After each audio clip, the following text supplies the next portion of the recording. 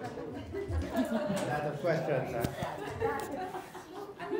Well, first press con tani after sang election, no? Yes. Right? Nakapauway man ka mo? Soon. Kami ya, oo.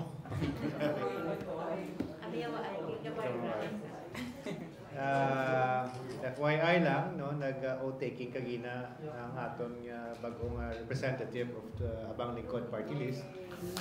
No other than Congressman Manman Ko, together with incoming nato nga Vice Mayor Calao, kag Councilor Jason man kagina rin.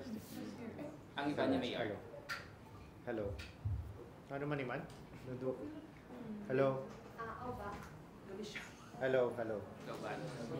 Hindi man ilobat. Ang volume na siguro. But anyway, so officially ang ako niya might be sometime June. Tentative date June 20. Hello. Sige na lang, batiwan man nila. Okay lang Mayor. Mic lang. Mic lang. Hello. Hello. Okay.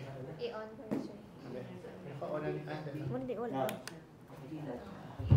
Hello. Okay, i-painayan din tayo. So, di na taman. June 20. Sa June 20, ang tentative date for sa akong yung OTK. Kay sino Mayor? Ang makonduct sang oath of office ko will be a barangay captain of Bacolod City. Sino? 10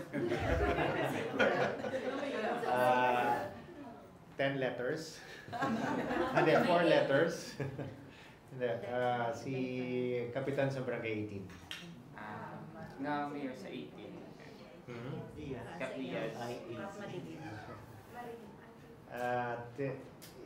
Is the oldest Kapitan sa Oldest. Sa Divinia. sa Green Garden. 16-0 itong result mo sila. 16-0 itong result mo sila. 15-1. 15-1.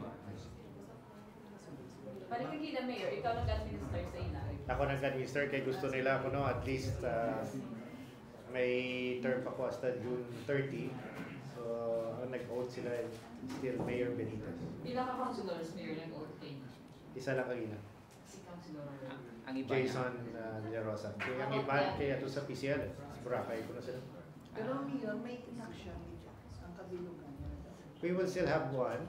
Tentative turnover na one will be June 28. So we will be sending invitations. It will be a combination of our State of the City address and a turnover ceremony on the same day. Di ka Kami na mga schedule Di ka ma-office Mayor as congressman. sa congressional office. Hindi sa Bacolod. Kinastoryahan pa namon, but I might have a temporary office sa Tubangan, sa 65th. Nag-okay na sila ba ito? Ang one pa lang, the rest may for approval pa sa management. Pero ang one, sure na Okay, yan. so tentatively, temporarily, dala lang na sa 65th, and then after that, we have an option either sa Legislative Building or sa Old City Hall. And ang office ko will be side by side sa Abang Lingkod. Mayor, wa man to imo ngalan nga as one of the probables nga Speaker of the House. Damo kagwa sa akon sa publiko.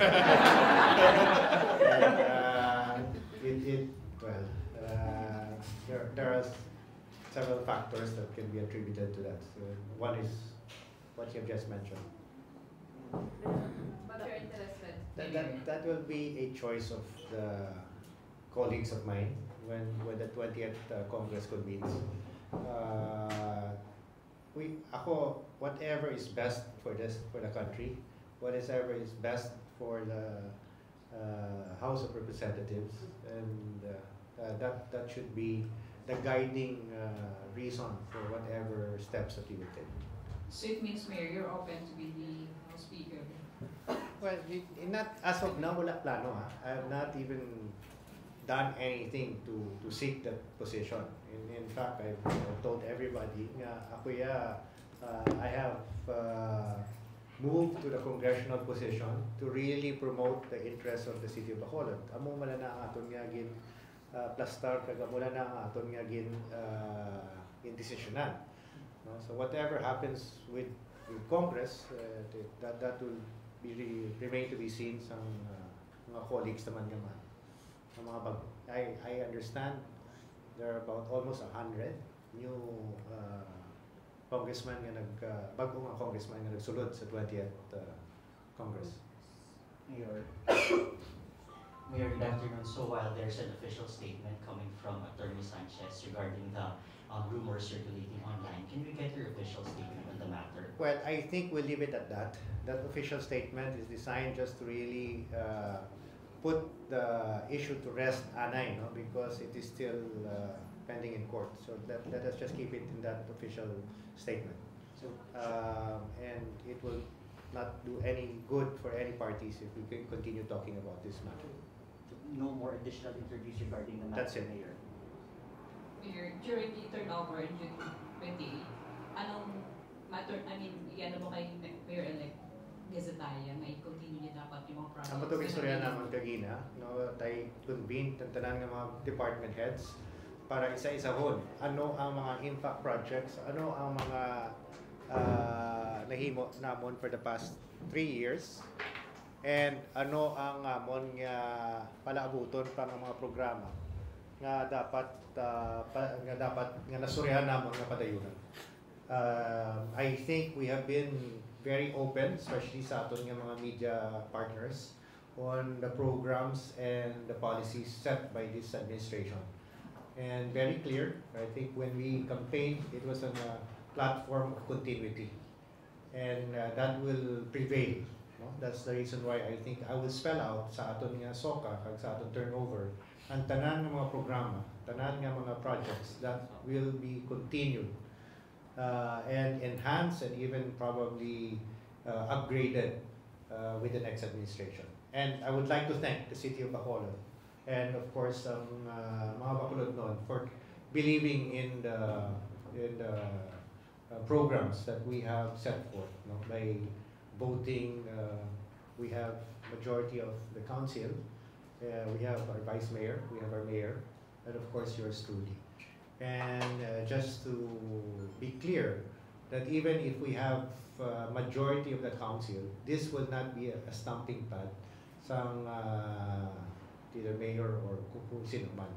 Because kada isa na sa ila, they are very independent minded. Mayara sila ilang nga tindugan. And I think that has been reflected sa output and results ng atong election. So this will be the time I was approached by a constituent, no? So I think it was sa airport, and she mentioned that she is looking forward that the continuity of the programs and project na nasuguran during the Benitez administration shall continue. Yes. Mayor, looking forward, Mayor, are you looking forward to pass a law? What's on your mind? Amo na i-focus ko wala ako as a congressman. Are there laws that you want to strengthen? What laws will you introduce? Or what laws would you like to strengthen? Diin ang focus. Yes, as of now, based experience ko is being mayor of a highly urbanized city, ang focus should really be on health. No? So, ang BACCHIP is a program that has really have ang impact sa mga pumuluyo. And we would like to carry this across the country, bring it nationwide. So, pertinent laws that can ensure the implementation of a nationwide BACCHIP program. Amo na ang atong unahon. And then the second one is of course ang atong bureaucratic red tape. Yan again, one of the biggest frustration sa LGU is ang kadugay sa government to react, to implement, to operate certain programs nga kabalogi kita nga beneficial sa aton nga mga pumuluyo, but are being left and right kinabutangan sa mga obstacles and hurdles. So, ang isa to nga, of course, this I'm referring to our program na Bayad Agad. And if we can continue this on a nationwide level, then I think we will be better off. Kaya silinganin nila, justice denied is justice delayed is justice denied. So service delayed is service denied. So that is one of those priority laws that I am now considering in formulating when I get to Congress. Can you give a detail on that? A little detail lang para you're talking about mahinay ang pagdala. For example, when you ask for assistance, ano ang mga requirements na ginapangayot sa inyo? Every time ka mangayot, let's say nangayo ka sa buong, mangayot sila mga requirements. Kung ano-ano na ta siya, may mga indigency, may mga kung ano-ano, etc. After a few months or weeks, mangayo ka naman liwat, you go to the same process. Right? And not only that, mag-abot ka gani magpangayo ka, mahulat ka git pila ka simana. Minsan, kung isa gani ka lang, bot pa binulan eh. Until ka makakuha sa imong assistance. So, service delayed, service denied. Mga anhon mo pa ang damo, kabayo. Thank you, Mayor. I mean, those are very simple programs, but it's left unanswered. It's left nga daw wala ginahatagan sa attention by this government. Mayor, afternoon. One thing I want to tigayon sa time ni... Kasi mo ka, bago ko lang nagsunod. Kapot na yan, Mike. Mayor, so, one thing I want to tigayon sa time ni Congreg was the creation of a second congressional district. Will you also push for this second congressional district? Yes, personally, I am in favor of pushing for a second congressional district sa City of Bacolod. I understand also that there is a reluctance sa aton nga leadership to have more districts for whatever reason. But I think I will file a bill for a second congressional district for the city. We have already, I think we will also require sa council, kung di ko magsala, there was a council resolution supporting this effort.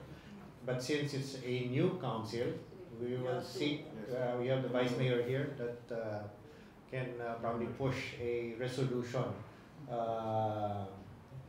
supporting the second congressional district. Same version kay Congreg nga wala na pasa or i-review? Ano mo lang, ang question lang siguro na kung north and south, ano nga barangay ara sa north, ano nga barangay ara sa south.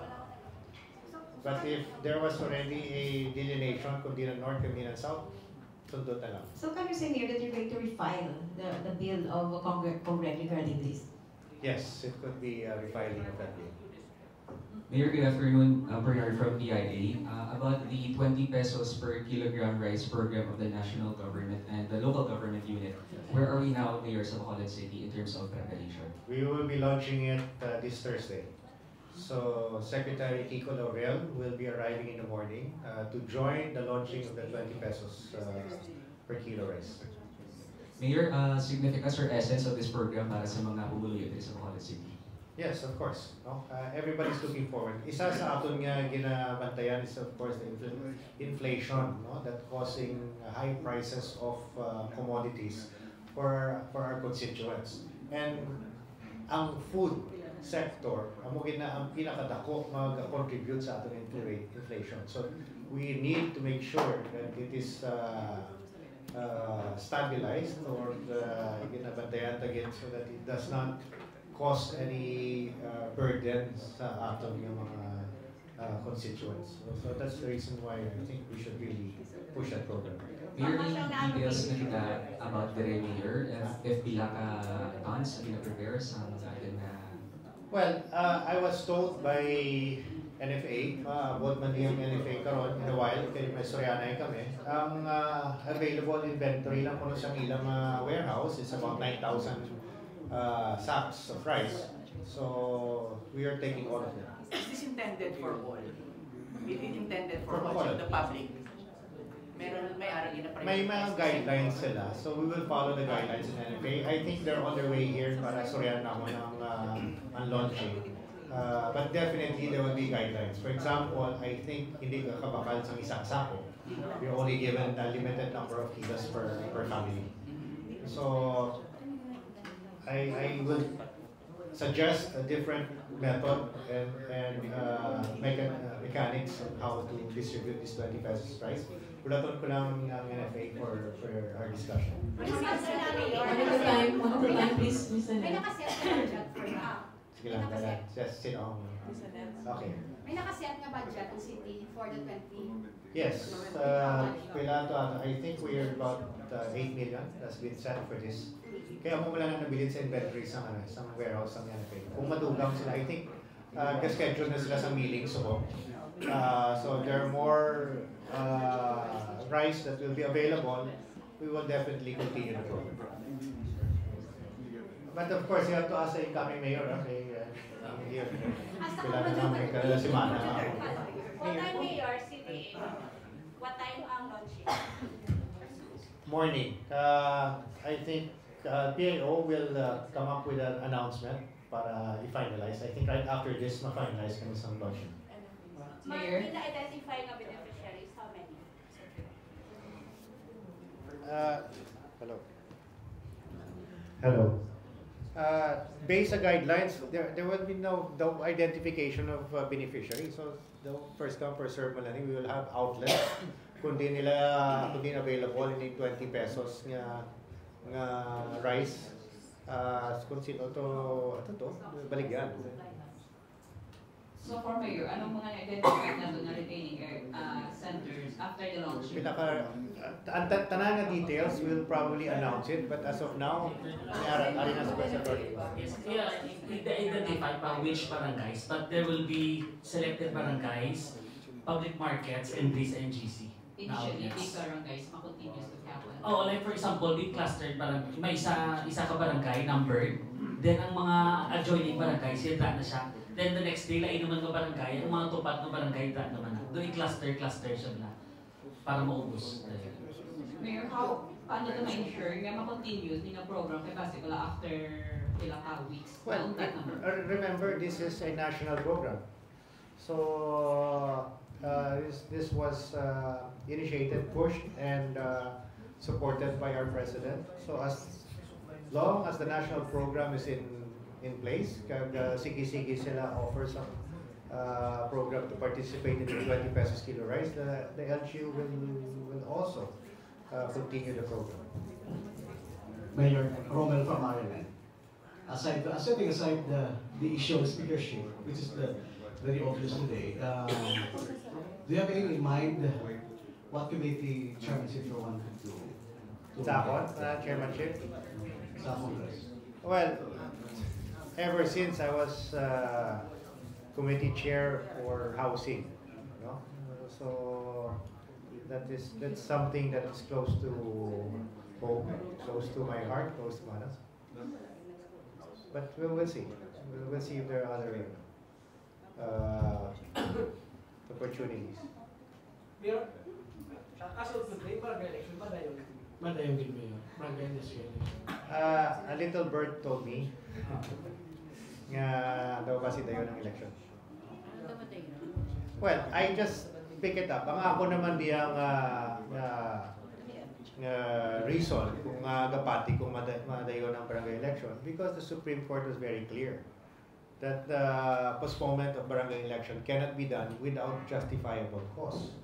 So ano nga itong diyang balon nga justifiable cause to postpone the election. So I was also heard nga ang legislation will just be prospective. So barangay election this December, and then ang mapungkoda, if the law will be in place prior to the election, they will have maybe a different term limit. Instead of 3, base 2 na lang. Instead of 3 years, base 4 years. So those are the things that we will have to wait until proper legislation is in place. But ang ako nga paglantaw, how can you go against a Supreme Court decision mandating that the postponement of barangay election cannot be done without justifiable cost. Ms. Annette of PNA. Mayor, pag-una ang housing secretary. Yes. And the plan is to adopt various modalities na sa pag-implement sa 4PH. So how would this affect our local program? Okay. Okay, good. Because remember this program that we are now launching, ang ara sa Vista Alegre, is designed really for a specific market. So if we want to be comprehensive and inclusive, tanan-tanan, do we need different modalities? Like horizontal and rental. Horizontal, rental, so which is why the city also procured a 17 hectares sa tupad to sa relocation site so that we can also have a horizontal project. No? So, but at the end of the day, no, ang kinahanglan natin is we need resources to really come up with a viable solution sa atong housing problems. Pero Mayor, ang remaining ng mga towers na propose sa iyo, sige ko na. Sige pa na yapon. Because as you can see, ang market acceptance ng aton yung housing is tama ka dako. There are several applicants nga gusto gid nga magsulod because they see it is a viable option. No? So sige, huwag pa na siya. In fact, now that we may have a new secretary, hopefully we can accelerate ang aton ding mga housing programs and give it as soon as possible sa mga homeless families. Kaya Mayor, may existing kaya nga JVA with Sherman. So in place po din na siya. As of now, in place siya. But there are new versions nga gina-adapt sa buong sang Pag-ibig and DSUD that may accelerate ang construction and supply of our housing units. So amo na ang atong ginasoryan subong and hopefully we can expedite ang pagpatindog sa mga building. Kay as you can see, apat pala na siya, pila na nakatuig eh. No? So we want it a little bit faster. And one of the reasons why I think though hinay ang production sa supply is because ang take-out was an issue, ang recovery sa proponent was an issue. Now that there's a new secretary, hopefully we can address these problems. Thank you. Mayor, on that matter, what's your take, Mayor, that the Pag-ibig is now opening it for anyone who are first-time loan owners, homeowners, or... That has always been there. In fact, wala gid hindrance sa mga non-members ng Pag-ibig because they were really lax. Lingkanin nila, you just pay about 2,000 initial deposit of 2,000 something automatic. You will be considered a Pag-ibig member that is eligible sa mga housing program. Meaning we are expanding it. It's no longer for the poorest of the poor as no longer for the poorest of the poor or hindi na sila priority this time around. Or we're opening it to anyone who can actually afford as long as you're part of Pag-ibig. But still, no, there is not enough supply. Remember, this subsidized housing program cannot compete with the open market. Hindi man I mean, government is not in a position to compete with our private sectors, no? So technically, ang gina-service ng subsidized housing program are those who cannot afford ang mga existing housing market units sa mga developers, right? So who are they? They're probably mga minimum wage earners, mga self-employed mga tao that generates about anywhere from 10 to 20,000 a month. So those are the target market nga gusto naton hatagan sa housing unit, the subsidized housing unit, para may aras sila ilang abalay sa ilang kabilingan. On housing also. Anything more on housing from Nico. Mayor, sa pace ng construction sa Vista Alegre, of course, ito pang Banago. May ara pa na eh. That's why we still have, 21 buildings na kinalangin mo onto sa Vista Alegre. So, if we just have to overcome the mga problems and issues nga being encountered right now, and once we have cleared ang mga issues involved kag klaro na, we will revisit ng Banago kag Gretco proposal. Anything more in housing? Okay, no more. Next topic.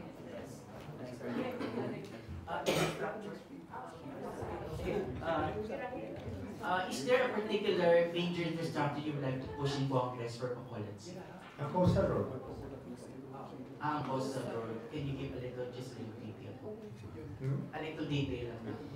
Well, for sure, ang PGN Bridge, ang Panay Guimaras Negros Bridge, padayon na. In fact, by end of this year, we are expecting masugod na ang construction sa at least ang phase 1.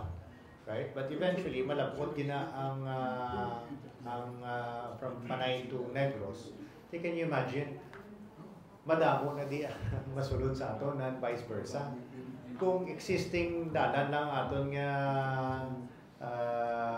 usaron, we can expect traffic. Traffic na ganito, matugang pag traffic. So in anticipation sang increase of vehicular visits coming here from the Panay region, we need new road opening.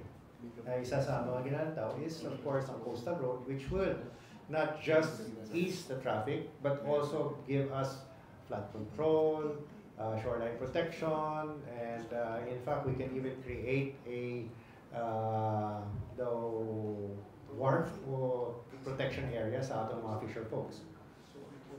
So all-in-one is siyang program. It's not just about access, it's not just about mobility, it's also about environment, it's also about the livelihood, addressing the livelihood concerns sa atong mga fisher folks. So isa sa mga infrastructure project na ginalantaw ta. Plus, of course, I think dapat within this year, no, kay ginlabitan na ni ang atong floodgates and pumping station sa atong Limaca rivers. Nabalik pang funds.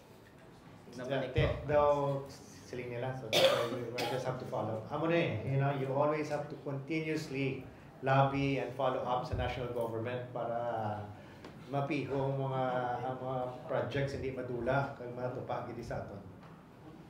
Question on transition here. Mayor, good afternoon. Mayor, ano masubong ang update sa transition committee kay given nalapit na lang maging pungko bilang congressman, ready na bala ang transition committee? So, sige man to sila Soriana, hindi na to transition committee.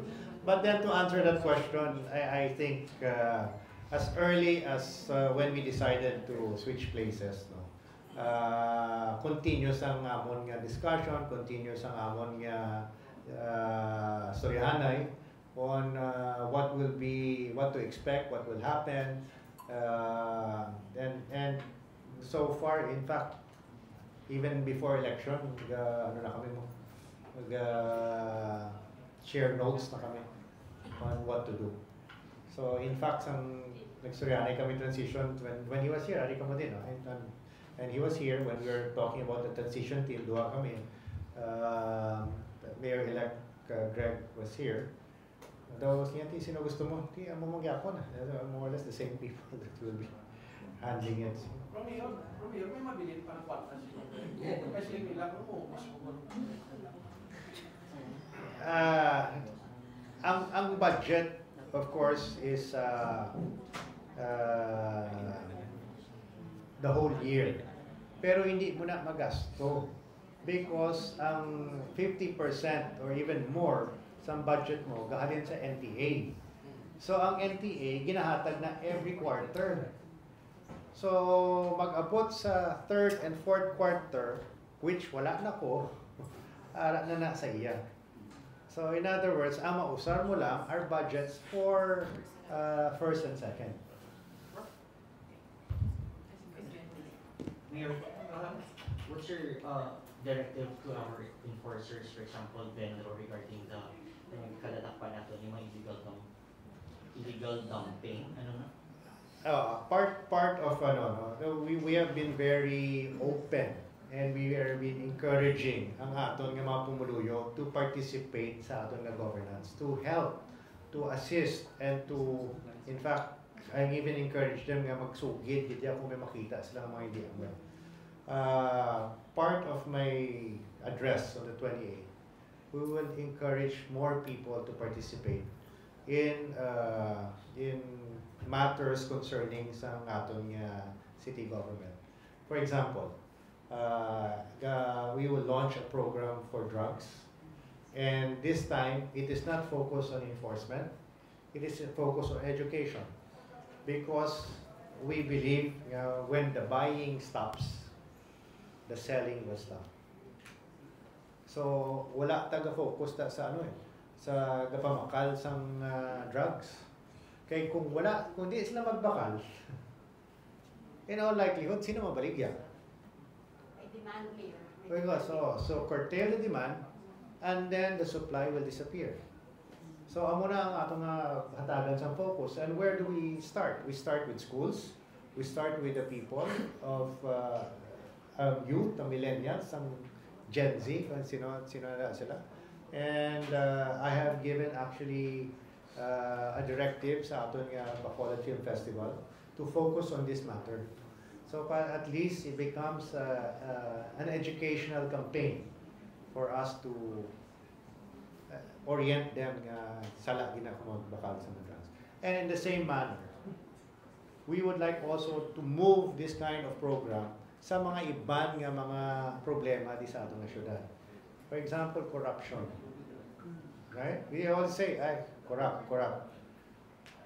Can we also ask our citizens to stop also offering mga bribes, no? Because when the bribing stops, there will no be corruption. So mababa naman sa atin because we do this kay inefficient, etc.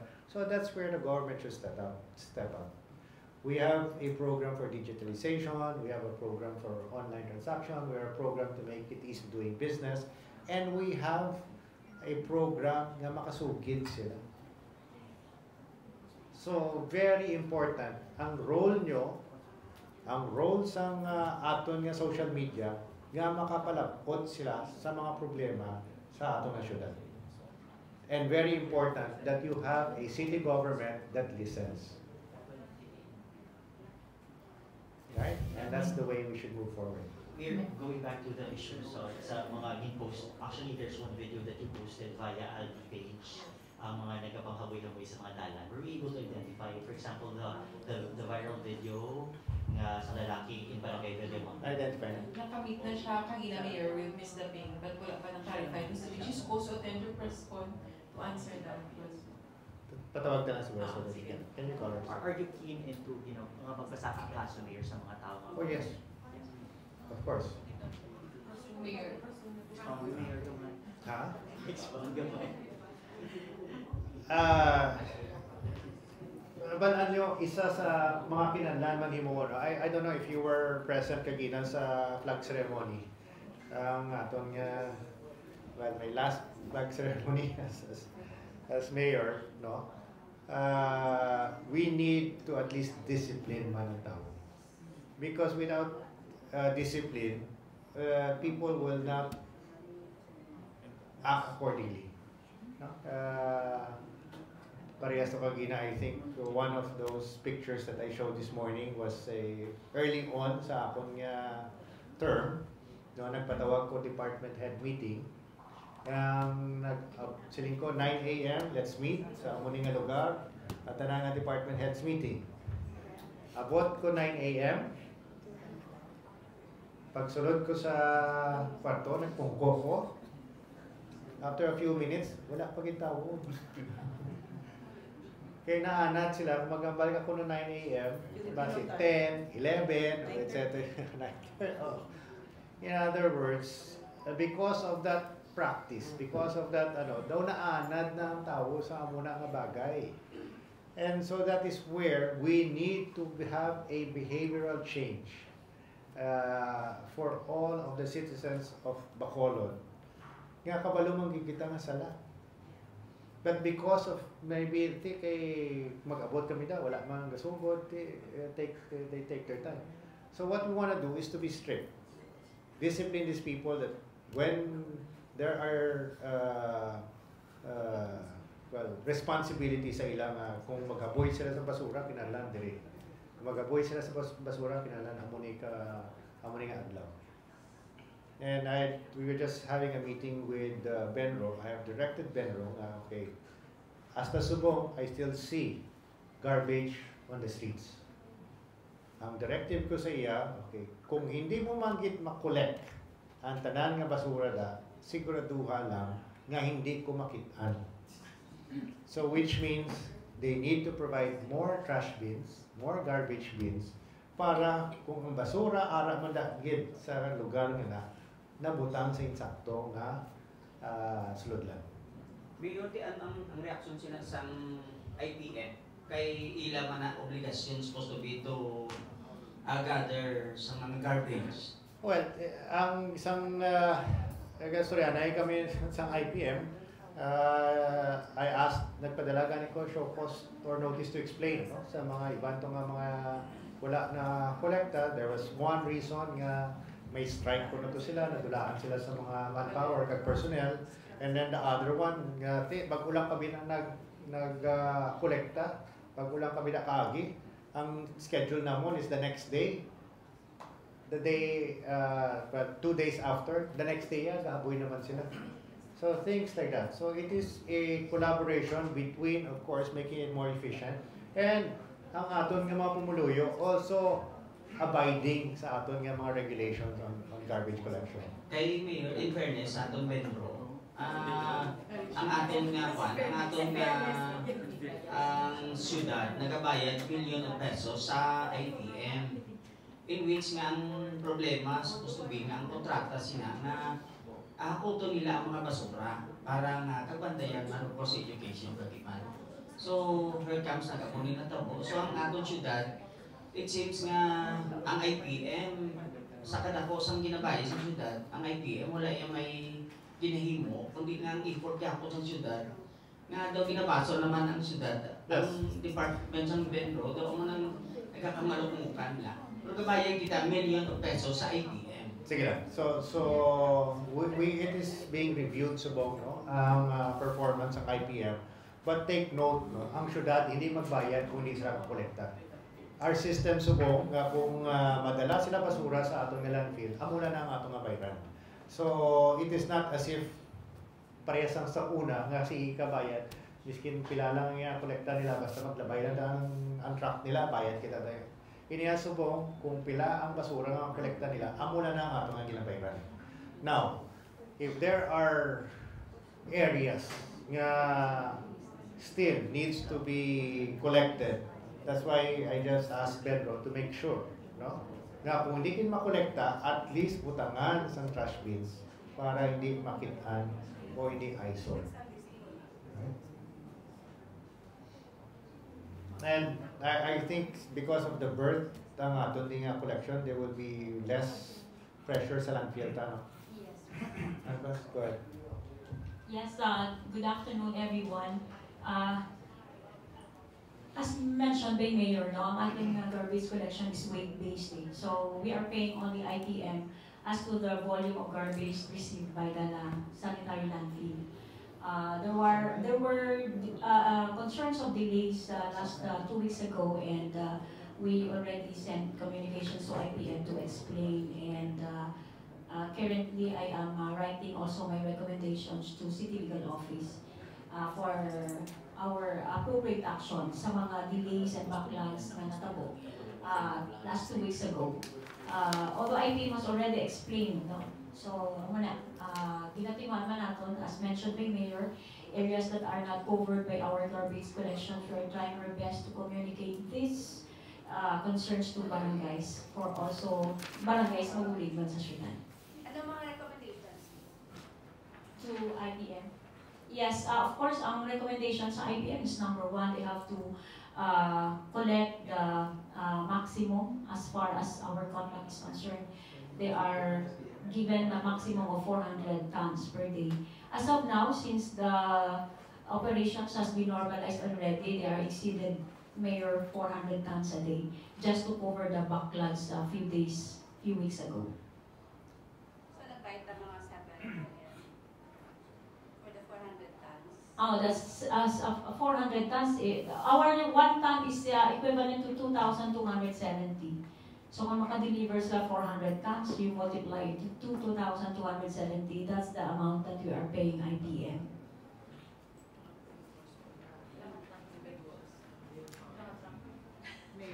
Yes. Sige lang, we will address that a little bit. We have been improving sa aton nga garbage collection, but still there is may mga specifically sa mga residential areas that still needs upgrading and enhancement. So, ang directive of course is very clear. Just make sure nga hindi makita ang basura, whether collected or not, and we will empower man ang atong mga barangay officials to help out. One of the cause of the problem last year is mga homeowners mismo ga-hire sila pelican drivers o tricycle drivers para i-dump ang ilang basura at then ang mga drivers naman illegal dumping naman sila. That's why. So this requires a collaboration between the city and sang aton nga mga pumuluyo. We need their cooperation also to make this a very efficient collection program. Kag madula of course ang problema sa basura. We will institute. I think I advise Pedro already to increase ang aton nga orientation program sa aton nga mga household so that they will be guided. Kaya ang iban siguro tuod na, no? As you can see sa mga viral videos ang ila yang nga ginahimo is biskin diyan na lang biskin ano, no?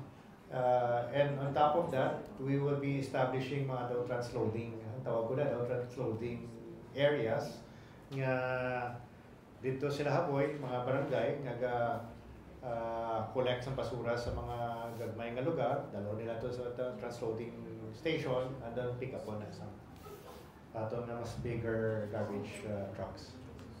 You're saying cathedral sa Adamski na mga strikes na sa June 5. Okay. Okay. Okay. As you can see, I think very clear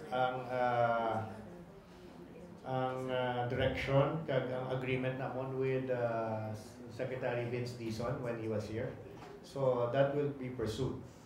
Kung ano suryan namon to, very clear ang amon nga direction, and we will abide by that arrangement.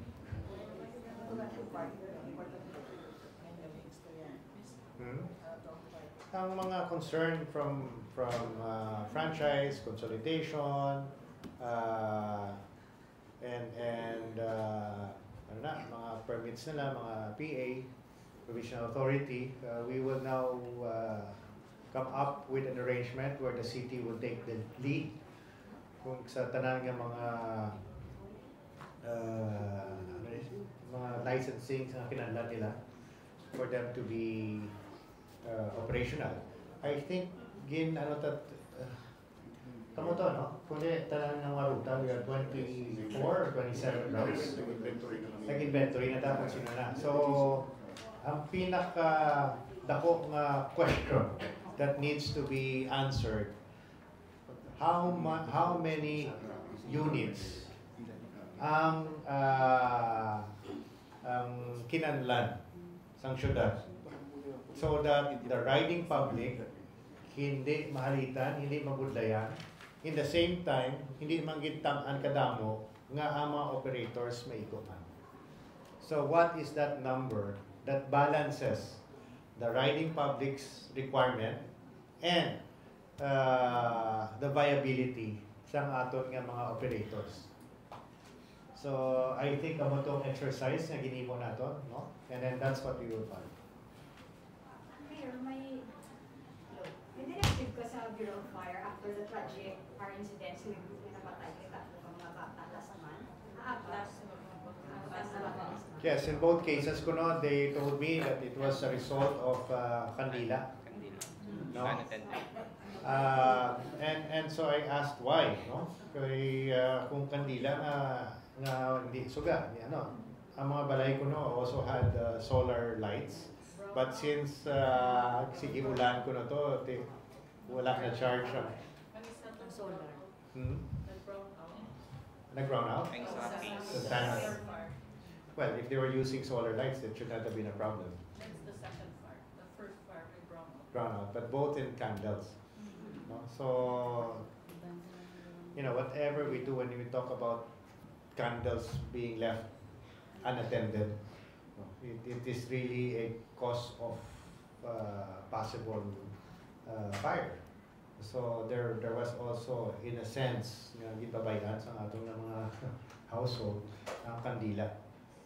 So that, I think we need to better orient ang atong mga household that when it comes to candle lighting, be very careful. Kaya kumabayan kanina, daw tuddan mo ang imong balay isang ano eh. But in both cases, they've identified it sa ating mga red zones. We have, I'm sure you're familiar with the mga red zones. We will be having another summit to address the red zones. I just discussed this kagina sa atong mga department heads. We have discussed this sa atong slate, no? Sa atong grupo, Team Ascenso. And they are in favor of addressing the problems sa tanang red zones. Red zones, these are the communities, nga mga informal settlers, nga wala ginasudlan o wala intervention halin sa government. So pag gusto da sila kung ano himo nila.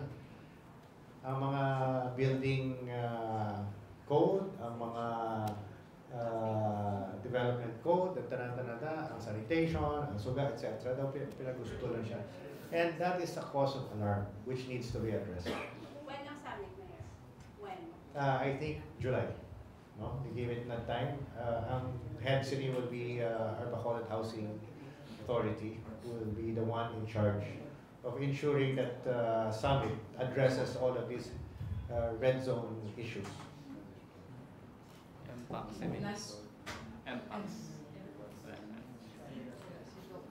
As of that, I did mention ang MPACS may ano Iloilo may isa, no? May dugang apat na subong. Apat na. Dili sa akin meron na? Wala. Anong directive sa St. Joey? Yeah, ano lang ka mo sa may mga ano agad ano.